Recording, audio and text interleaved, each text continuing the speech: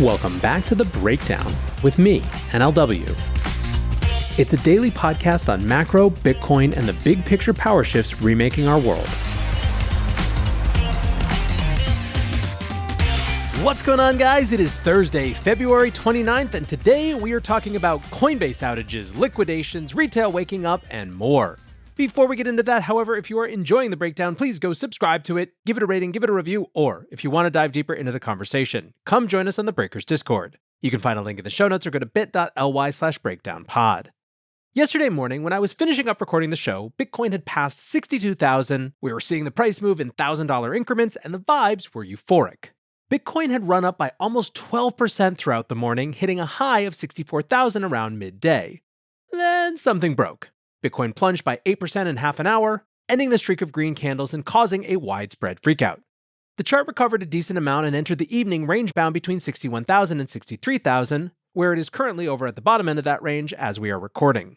Although the volatility was something to behold, this was still the biggest daily gain since October. Indeed, when we look back on yesterday, I think there's a strong argument that it will be viewed as the first day of the next phase of the bull market. What does that mean? Well, let's turn to a thread from Blockworks founder Jason Yanowitz, who wrote, "There are 4 phases of a bull market. We just entered stage 2. Stage 1 is rebirth. The exhaustion from the bear market still exists. Sparks of hope pop up, then fade. A few new narratives arise but are quickly killed by apathy. Your friends in the media still focus on the bear market blowups. All the while, prices are quietly recovering. Your investment down 90% in the bear just went up 5x, but you barely notice because you're still down 50% off the high. Only the deepest crypto natives who have seen 2+ cycles realize that the bull market has begun. Most people are still in disbelief that this is the bull market. Stage 2, excitement. We are here now. The bear market has officially ended, your coins are nearing all-time highs, some have even blown past all-time highs. Everyone in crypto understands that we are officially in a bull, but it's funny. Your normie friends still aren't texting you. You're a weird combo of excited and anxious. Your stack is growing, but you don't feel like you own enough coins. Your company starts hiring, you start ordering guac at Chipotle again, life is good, all your crypto friends are winning. This is the calm before the storm. Stage 3, euphoria. Everything you own blows past all-time highs. There used to be a new narrative every week, now there's a new one daily. The private market gets crazy. VCs announce $500 million funds. They skip due diligence and race to deploy. Every week a new company announces their $100 million raise. We're mainstream again. Forbes, Bloomberg, CNBC, they love crypto. Then weird things happen. Fortune 500s buy Bitcoin, athletes and artists get involved. Crypto permeates mainstream culture. Everyone starts to believe it's going up forever. Delusion seeps into decisions. Stage 4, disconnection. This stage could also be described as insanity. Nothing makes sense anymore. You have more money than you thought you'd have in your life. Your friend who knows nothing about crypto launches a token. He's worth hundreds of millions overnight. A crypto person buys a sports team. Justin Bieber joins a decentralized social platform. Crypto companies spend billions on marketing. Unfortunately, none of it is real. If you're not careful, your arrogance and laziness in this stage will cause for a tough next 2 years. So buckle up. The next 18 months will be madness. You'll experience higher highs than you ever have before. Make sure you take time to enjoy it every once in a while. When you get overwhelmed, step away from the computer, slow down, and go for a walk. Now, let's build. There is certainly much evidence that Jason's assessment here is right on. Dave Portnoy, Davey Day Trader, just signed his second sponsorship deal with a crypto exchange. I'll let you remember who the first was with. So his massive audience is going to be seeing the Kraken logo every day. Congrats, brother, they're a great sponsor.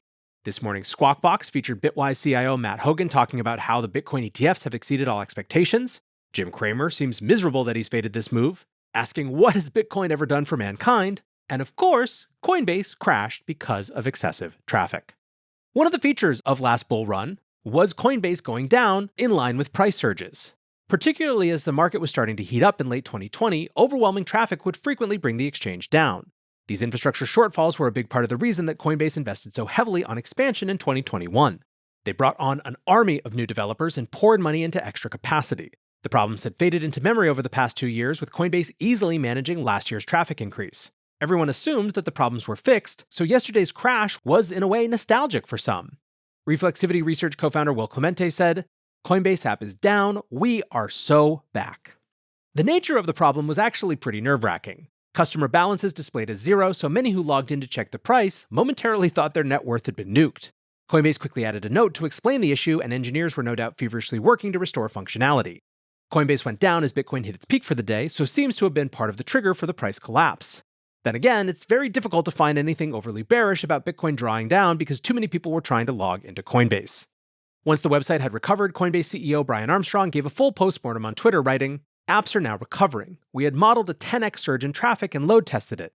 This exceeded that number. It's expensive to keep services over-provisioned, but we'll need to keep working on auto-scaling solutions and killing any remaining bottlenecks. Thank you for bearing with us." Listen, I could quote you a slew of people who were ripping on Coinbase for this, but I would just point you to that thing that Brian said. They had modeled a 10x surge in traffic, load tested it, and this exceeded that number. If you need the story of what's going on right now, there it is. Today's episode is brought to you by Kraken. For far too long, the whole financial system has been standing still, too slow, only on for certain hours, overly designed for some types of people, but not for others. Crypto, at its best, represents progress. It asks the question, what if? It invites people in instead of leaving them out. It's on 24/7, 365, and moves at the speed of real life. Not everyone believes it. We've got our fair share of detractors, but that's the way it always is when you're building something new. Kraken is a crypto company that has been through the highs and lows of the industry, facing forwards towards progress throughout. And now they're inviting us to see what crypto can be. Learn more at kraken.com/thebreakdown. Disclaimer, not investment advice. Crypto trading involves risk of loss. Cryptocurrency services are provided to U.S. and U.S. territory customers by Payward Ventures Inc., PVI, DBA, Kraken. Now, while Coinbase going down might be seen as a minor annoyance for spot holders, it's a much bigger issue for leveraged traders. Wednesday saw Bitcoin's price go up by 5% and then down by 8%, all within an hour and a half. That kind of volatility is destructive for futures traders, and the carnage showed up in liquidation data from yesterday. 395 million in short positions were liquidated alongside 338 million in longs, making it the largest liquidation event since at least November. On the short side, this was twice as many liquidations as any other day over the past 3 months, highlighting just how aggressive and unexpected the pump was. This was the largest leverage wipeout since last August, with more than 1.7 billion in open interest flushed. Byzantine General tweeted, 1.7 billion in Bitcoin open interest just got nuked on that last candle. Good chance this is a local top. Credible Crypto noted, for some context about this recent liquidation flush, OI has been wiped back to levels we saw at 46K, taking out both longs and shorts in one aggressive move. This is very healthy. The lower open interest is as we climb, the better. The shakeout sets the stage for higher, faster now that we've removed some froth off the top. Interestingly, for the first day in a long time, ETFs weren't the main bullish story, but that doesn't mean activity has cooled off. In fact, yesterday was yet another day of record volume, this time hitting 7.7 billion, around 40% higher than the previous record set on Monday. BlackRock was once again the leading product, recording 43.5% of total volume and doubling its record from the previous day. Fidelity, ARK, and Bitwise also all set new volume records. Halfway through the day, with record volumes already on the board, Bloomberg senior ETF analyst Eric Balchunas tweeted, "We got 4 Bitcoin ETFs in the top 20. IBIT is number 4 overall. It's going to trade more today than in its first 2 weeks combined. This is officially a craze. I get that the coverage is relentless and probably annoying to some, but these numbers are absurd, highly rare stuff here. It would be like asking a scientist not to get obsessed with Halley's Comet or something." TLDR, it was already completely unheard of for an ETF to set its volume record almost 2 months after launch. To double that the next day is far beyond anything that's ever been seen before in the ETF industry. IBIT's daily volume was so insane that it eclipsed QQQ, the primary NASDAQ index fund. Overall, yesterday's volume was more than 5 times larger than the futures ETF launch day, which occurred at the peak of the last bull market. This time, record volume did convert into record inflows, with 673 million being added to the ETFs. BlackRock led the way with 612 million worth of inflows, which was its largest day ever. Grayscale outflows had a large increase to 216 million, but are still below their long-term average. Fidelity looks likely to pass 5 billion in total inflows either today or tomorrow, and the 9 newly launched ETFs have now gathered 15 billion in inflows, a simply astounding pace of asset accumulation which looks to be increasing. Pomp really summed up the mood when he wrote, "I have been one of the most bullish people in the world on Bitcoin, and I completely underestimated how fast the ETFs would push us back to all-time highs." Travis Kling responded to that, "It makes for an incredibly straightforward explanation to why is BTC price going up so much? Because the ETF inflows have massively outperformed all experts' expectations." So my favorite comment came from Nick Carter, who wrote, "It's enjoyable that we dragged all of TradFi into our deranged nonsense. Feels good to grow the tent." One of the most astonishing things about the success of the Bitcoin ETF so far is that major wirehouses and investment advisor networks haven't allowed investors to access the products. Most firms are taking their time to go through the diligence process, but we're starting to see headlines suggesting that some of the largest ones are close to giving the green light. Last week, Carson Group, which supports a large network of independent advisors, signed off on the ETFs. On Wednesday, it was reported that Morgan Stanley is about to give their approval. Two sources told CoinDesk's Ian Allison that the ETFs are about to be added to the brokerage platform. Morgan Stanley is one of the country's largest broker-dealers, representing around 2 million clients with $1.3 trillion in assets under management. When it comes to others, Merrill Lynch and UBS are two of the most noteworthy holdouts, who could buckle to pressure and offer the products in the coming month. But Vanguard doesn't seem to have backed away from its aggressively anti-Bitcoin posture.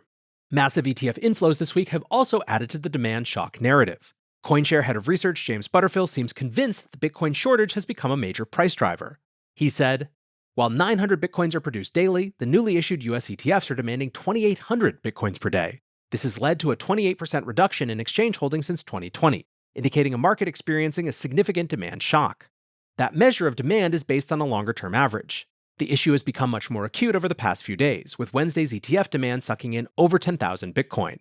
Pomp also noticed the disconnect between supply and demand, tweeting, "There was 10x more demand for the Bitcoin ETFs yesterday than what the network produced. The price will continue going up until people stop buying it, and that doesn't appear to be happening anytime soon." Butterfield noted that this mismatch between supply and demand could be causing Bitcoin to detach from macro factors, adding, "Until recently, Bitcoin prices were closely aligned with expectations for interest rate cuts, but have since diverged following the introduction of US spot Bitcoin exchange-traded funds. These ETFs have significantly influenced recent price trends." Of course, this is all happening prior to the halving, which will drive the mismatch even wider when Bitcoin supply is cut to just 450 per day. Finally, another key narrative during this rally has been the lack of engagement from new retail investors. People have quoted many metrics, with Coinbase app downloads and Google searches being the most popular. Others who work in crypto have noted that friends aren't calling to ask how Bitcoin is doing yet. Just yesterday, Into the Block analysts released a report to explore this concept. They noted that Bitcoin transaction volume is still nowhere near its 2021 peak. The number of new Bitcoin addresses has recently remained steady, cooling off dramatically from a spike last year during the ordinals frenzy. Analysts wrote, "Despite Bitcoin's incredible price movement, current data indicates a quiet retail front. This suggests that institutional investors could be steering this phase. Eyes are on the ETFs as potential accumulators." However, as I mentioned yesterday, I really think what made yesterday so different was that it was the first time that people started widely reporting getting phone calls and texts from old friends asking about Bitcoin. Matt Hogan, the CIO of Bitwise, summed up, "60K woke people up. For the first time this bull market, non-Bitcoiners started texting me about the market today." Cold-blooded Schiller pointed out, "You think, damn, how much crazier can stuff get? Then you realize the Coinbase app is still ranked 257 in the App Store." Crazy times, friends. It's going to be a fun one to follow, but for now, that is going to do it for the breakdown. Want to say one more big thank you to today's sponsor, Kraken. Go to kraken.com and see what crypto can be.